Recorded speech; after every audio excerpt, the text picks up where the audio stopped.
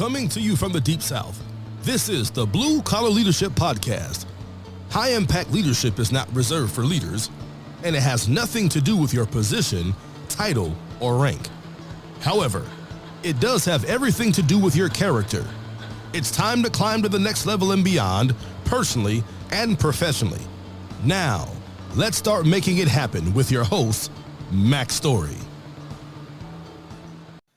Hey guys, welcome to the Blue Collar Leadership Podcast today.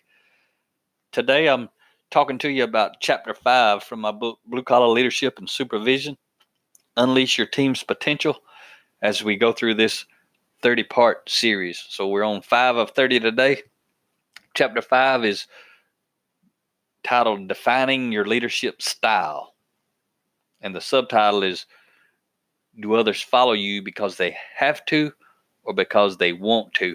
And I know you're thinking, man, he's been saying that the last 5 episodes, and he's saying it again today. That's because that's the difference between leading versus managing. You can't say it enough. Want to get that imprinted in your mind. And you already know it when you look up the org chart. You already know if you're following because you have to or because you want to. And now you got to look down. So today we're going to talk about it relative to style.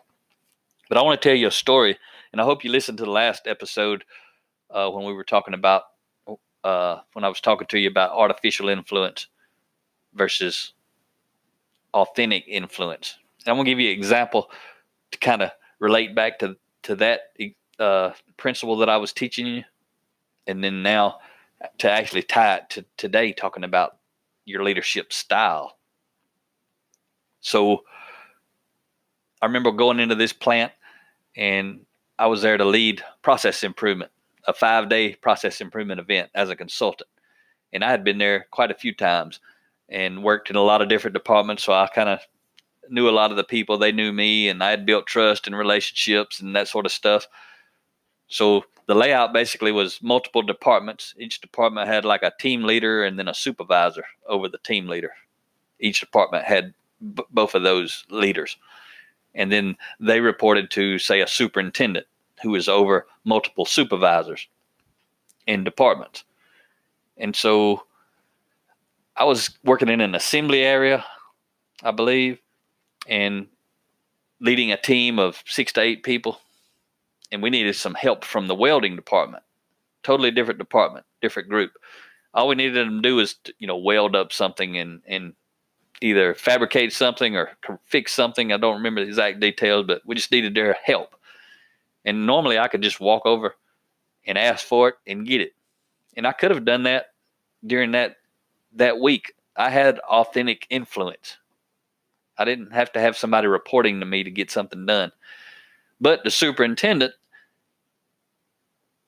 he really led with pretty much nothing but artificial influence. The influence that came with his title as the big boss. And so one thing he liked to do was control everything.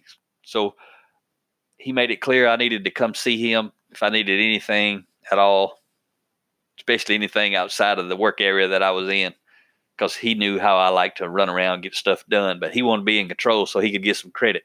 He didn't care. He just wanted to make sure he was in control, and he kind of got credit, and he looked like the leader. Really what he's saying is he wanted to look like the manager because he was managing me, so what was happening. But that's okay. I just let him do it, and because I'm there to get results.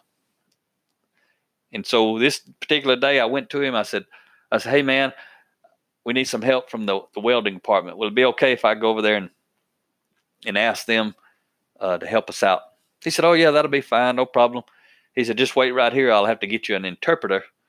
No one in that department speaks English. I said, oh, okay. I said, do you mind if I go wait over there? I just walk on over to the department and wait, and you send the interpreter over there. He said, oh, yeah, that'll be fine. So I walk over to the department, and as soon as I walk up, I say, hey, Jose, man, what's going on? He says, oh, nothing much, Mac. Just working. And other people started walking up because they knew me. They started walking up saying, hey, man, how's it going, Mac? What you working on this week? And you notice I was speaking English. They were speaking English. But the big boss told me none of those people spoke English. because none of them did speak English to him. That's what he was getting with artificial influence. He was getting people who pretend they couldn't speak English. They were doing the job.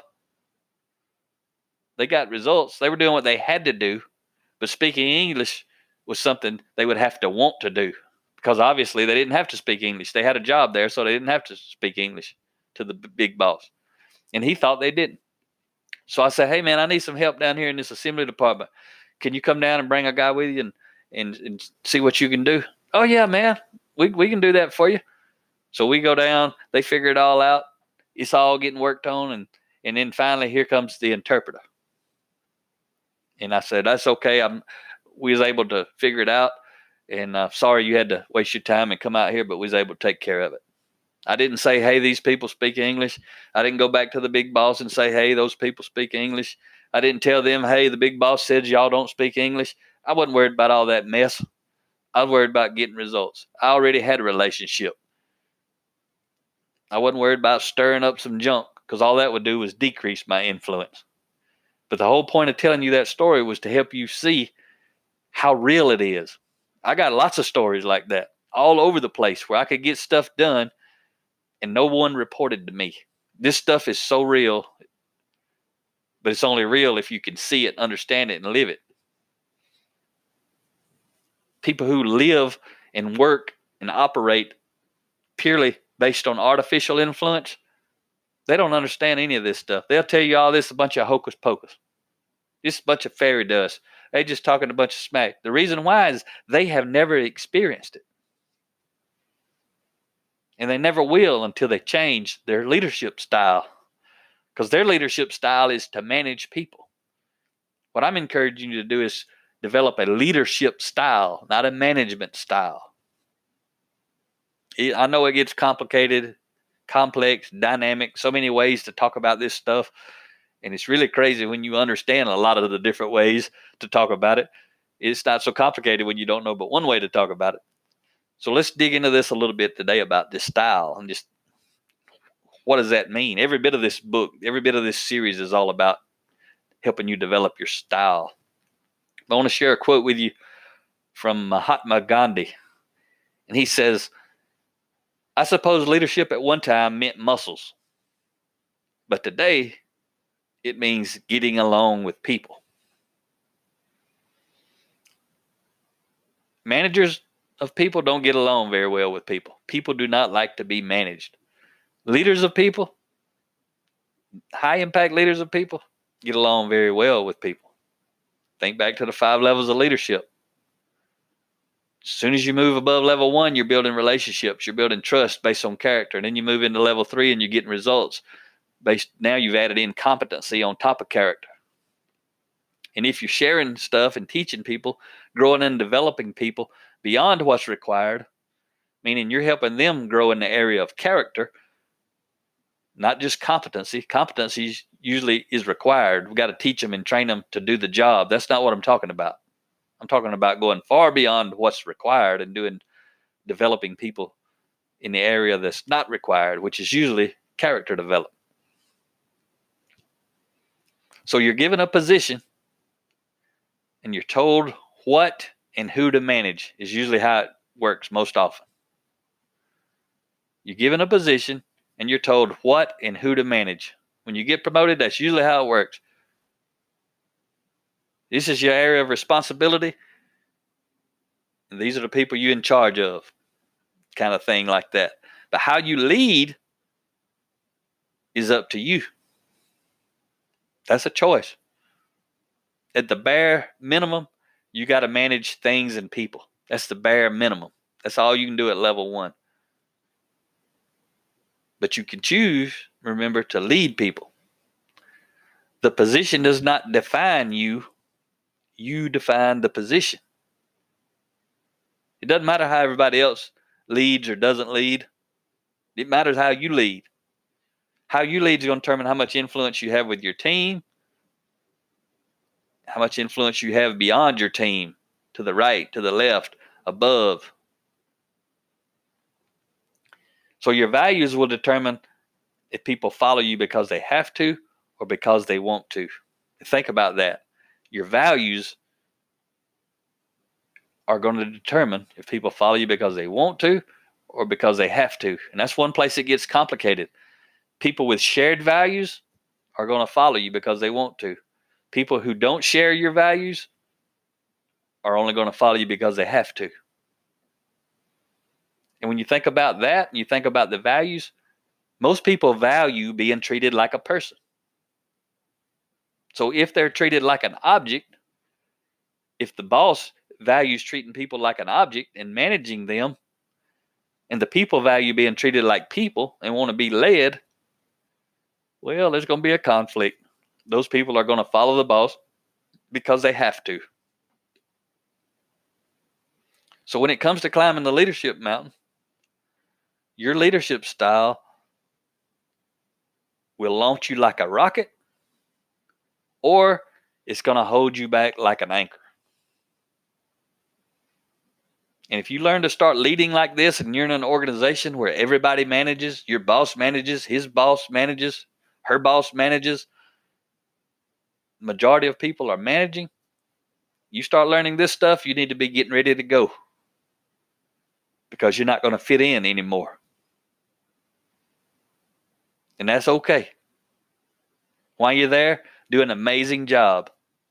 And you can actually try to grow and develop your leaders. You can try to bring this type of content into the organization.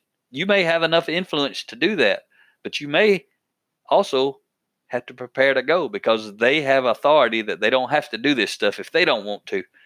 See, if you can influence this above, that means somebody's following you because they want to. When you start talking about influencing above, people who don't want to follow you, they don't have to do anything you say, because you can't manage above. You can only manage below. You can't manage people above you. You can only manage people below you. But you can lead people 360 degrees. You can lead people above you all day long. I know people who've read my books, and they've got their organization to take advantage of my special offer, where they order 200 books and get me to come in on site to speak to them for up to 4 hours. And these are people who have low-level formal authority positions sometimes. But they have enough influence to get leaders that are 2 or 3 levels up in the org chart to buy into them, and then to buy into me and order 200 books. It only costs them $3,600 for 200 books, and we pay all of our expenses and come speak for free to kind of kick it off, to motivate and inspire people. And then they lead book studies using the books to take people through this type of content. And if you're interested in something like that, check out my website, bluecollarleadership.com, and look at the special offer page for those details. But we do it all across the country, all the time.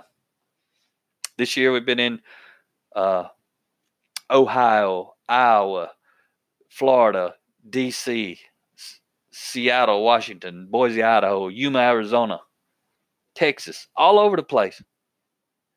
People are doing that special offer deal. And I love doing it, even though it ain't very financially rewarding relative to that special offer.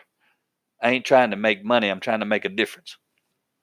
So if you don't have to leave your organization, I'll help you take my content. You take somebody else's content. You figure out how to transform the organization. Maybe you like working there and don't want to leave. You don't have to leave. You can lead extremely well, but the odds are you're going to get frustrated, start banging your head against all these management mentalities. So think about it. Your values will determine your style. Who you are will determine how you lead. And who you are on the inside, I mentioned this in the previous episode, is what people will feel and experience on the outside. You can't hide it. You can't hide that you're a manager, and you can't hide that you're a leader. People are going to feel it and experience it. Whatever it is, that's what it is. So low impact leaders, their style, they like to control their team. High impact leaders, their style is they like to empower their team. Two totally different styles, two totally different results. I remember going into organizations so many times, and I walk in, I'm trying to empower the team, and there's some formal authority leader, manager somewhere around who's trying to control the team and me. But when I'm there, I'm responsible. That manager ain't going to get fired if I didn't accomplish my mission. I was going to get fired. So I'm responsible. I'm leading the manager. I'm leading 360 degrees. Whatever that means is very dynamic and complex, but I'm going to get results. I never got fired. I never had a bad team. Never had a bad week. Got results, regardless of how much junk's going on. And it's because I understood this stuff I'm teaching and sharing with you. So you can learn to become highly effective, regardless of what environment you're in. Because most of the environments that I operated in were low impact, management style, leadership infected environments. Pretty much all of them. That's where I learned to lead. That's where I learned to apply all the stuff that I was reading during those years. And now that I write about, it's amazing what can happen. So low impact leaders suppress their team. Managers of people suppress their team. High impact leaders of people release their team. And think about that. Do you want to be released or do you want to be suppressed? You want to be unleashed to help the leaders accomplish the mission, or you want to be suppressed and you just do what you're told? Kind of obvious, right? It's also obvious for the people who report to you. How are you leading, influencing them? And I'm going to tell you, people who don't understand this, they don't have a choice. When they don't know how to lead, they do have a choice. The choice is manage or don't get anything accomplished. But this is an entirely higher level option. And it's going to cause you to become exceptional. So I want to leave you with a quote today from Art Williams. And Art says this: nobody wants a boss. Everyone wants a coach. The boss is all about telling you what to do. That's what he's talking about in the quote. His quote again: nobody wants a boss. Everyone wants a coach. People don't like to be told what to do. They like to be led. They feel like part of the team. When they're just being told what to do, they're just a tool in a toolbox being used. They're just arms and legs to accomplish the mission. They're not part of the mission. That makes sense? Talk to you next Friday. Have a great day.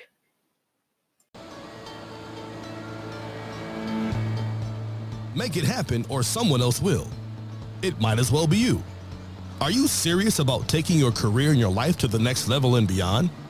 Check out Mack Story's Blue Collar Leadership Series books and others, now available on audio, along with paperback and ebooks at Amazon, iTunes, and Audible.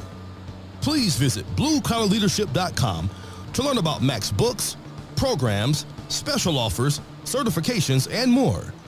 Thank you for listening to the Blue Collar Leadership Podcast.